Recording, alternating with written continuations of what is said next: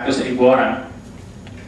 Jadi bayangkan, dengan kemajuan internet ini kita bisa melakukan studi ilmu sosial dengan sampel eksperimen ilmu sosial perilaku manusia dengan sampel ratusan ribu. Biasanya ya riset merekrut sampel mahasiswa ya biasanya, paling puluhan ratusan. Nah, internet dengan harga yang tetap murah, kita bisa rekrut besar sekali dan secara global. Ini juga ada, saya cerita dikit, mendapatkan seratusan ribu ini tidak mudah juga. Pada awalnya kita kesulitan mendapatkan partisipan. Kita spam orang. Jadi kita beli list email, kita spam, tapi tidak berhasil. Tapi kita beruntung waktu itu ada wartawan New York Times yang mendapatkan eksperimen ini, sehingga dia ikut eksperimen kita, lalu dia bilang oke, saya ikut eksperimen kamu. Ya oke, kita senang, lalu akhirnya diliput, jadi masuk media, dan dari situ masuk media kemana-mana, jadi banyak orang yang datang.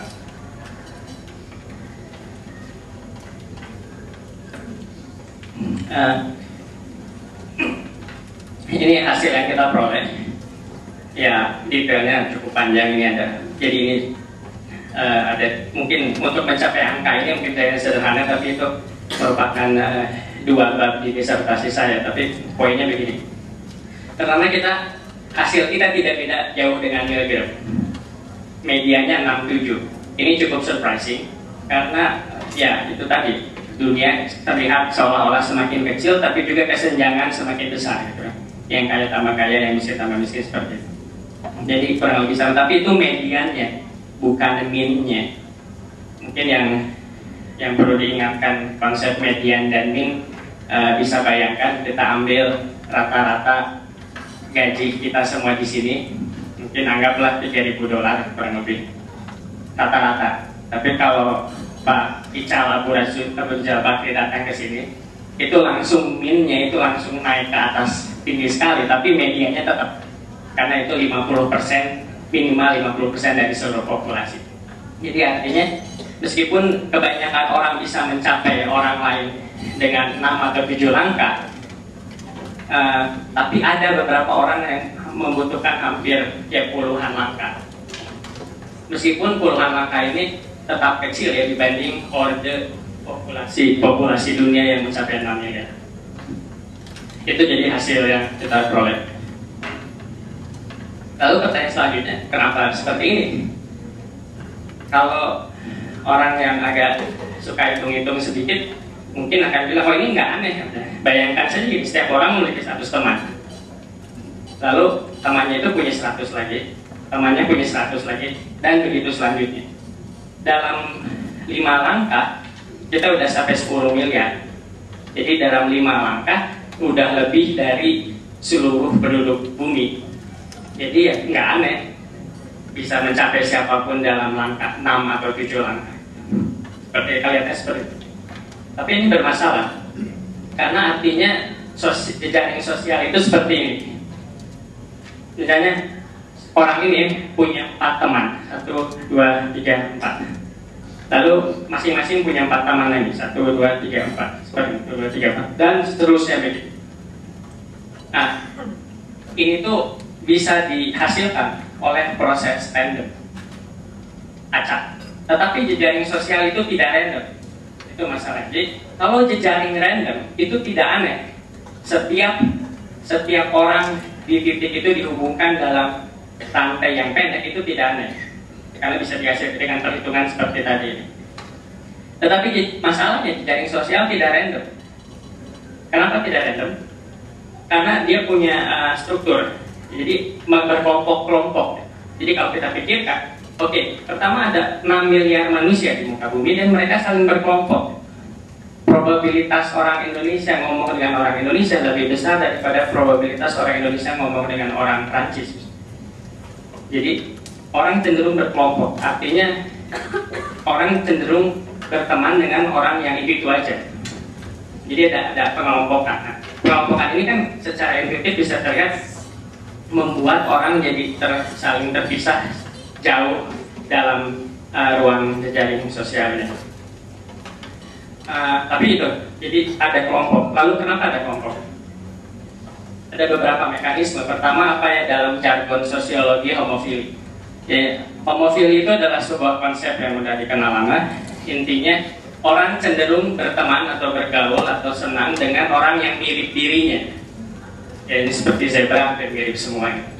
Jadi ya menurut saya masuk akal. Pertama, bahasanya harus sama, setidaknya untuk bisa berinteraksi. Lalu mungkin pandangan politiknya, mungkin hobinya, mungkin kesukaan filmnya. Jadi orang cenderung berkumpul dengan orang yang serupa. Ini menurut saya mudah diterima. Ada kecenderungan itu. Kedua, ada yang namanya trading closure. Jadi dia punya teman 2 orang yang awalnya tidak saling kenal, tapi lama-lama dia gaul terus, akhirnya 2 orang ini jadi saling kenal. Jadi asalnya segitiga terbuka menjadi segitiga tertutup. Itu namanya trading closure. Saya pikir dia masuk akal. Saya punya teman dari SMA, teman dari SMP yang tidak saling kenal, tapi karena kita suka nongkrong bareng, misalnya jadi lama-lama mereka saling kenal juga dan jadi berteman juga. Ini jadi saya menyebutkan ada 4 mekanisme bagaimana yang membuat jejaring sosial tidak acak. Terus ada yang namanya vocal closure, yaitu ini di kelas. Di kelas orang jadi saling kenal karena melakukan aktivitas bersama. Kenapa saling kenal? Ya sama-sama ngambil kelas psikologi. Kenapa saling kenal? Karena sama-sama suka main volley misalnya. Jadi ketertarikannya ada melakukan aktivitas bersama. Dan terakhir efek buang dalam arti ya orang lebih cenderung berinteraksi dengan orang yang dekat secara geografis. Gitu. Saya pikir itu masuk akal. Saya waktu di Kolombia itu ada di lantai 4 di gedung sosiologi. Di lantai 6 itu departemen sejarah. Tapi selama hampir 10 tahun di Kolombia saya nggak pernah ke lantai 6 ini. Dan nggak ada yang kenal satupun di lantai 6. Interaksi saya hanya di departemen sosiologi gitu. Apalagi ini di New York, ini kota di mana saya hampir menghabiskan 10 tahun ya. Iya, sangat berbeda-beda sekali. Kita mungkin ya, jangankan satu kota, satu gedung aja, kalau tidak satu lantai mungkin nggak saling kenal juga. Nah, jadi karena ada efek-efek itu, maka kita tidak bisa membuat asumsi bahwa jejaring sosial itu random, tetapi ada struktur kelompok.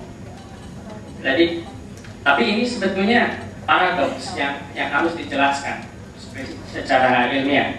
Karena bagaimana mungkin kita ini membentuk kecenderungan untuk mengelompok secara lokal, tapi secara global kita tetap kecil, dalam arti ya tetap dalam jangkauan yang pendek.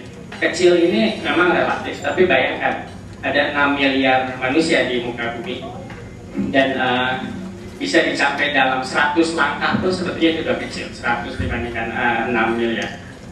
Dan sifat ini ternyata tidak ditemui di jejaring sosial saja, tapi juga ditemui di berbagai macam jejaring, termasuk jejaring bikinan manusia, seperti jejaring transportasi, jejaring bikinan alam, seperti neuron di otak, jejaring di alam, misalnya food web, ekologi, ya, di mana satu spesies saling memakan spesies lain.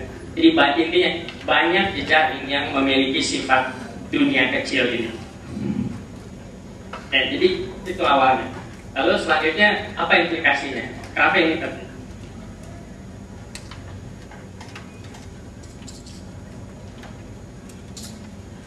Penting karena prinsipnya ada 3 hal.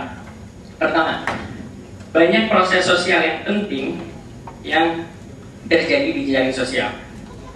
Pertama misalnya penyebaran penyakit, penyebaran ide, penyebaran produk, penyebaran inovasi, penyebaran gosip, dan lain sebagainya. Banyak hal menyebar di jejaring sosial, dan itu penting karena efeknya besar. Misalnya krisis moneter, satu bank kolaps diikuti bank lain, satu negara kolaps diikuti negara lain. Itu juga salah satu alasan kenapa saya ini waktu tahun 98 mengalami sendiri Krismon 97-98 itu yang kolaps di Bangkok, tapi kok kenapa kita ikut-ikutan juga. Jadi ada suatu mekanisme penyebaran yang menarik dipelajari. Selain itu juga dengan mempelajari jaring sosial ini kita bisa mengerti struktur jaring sosial itu seperti apa. Bisa kita mendeteksi komunitas,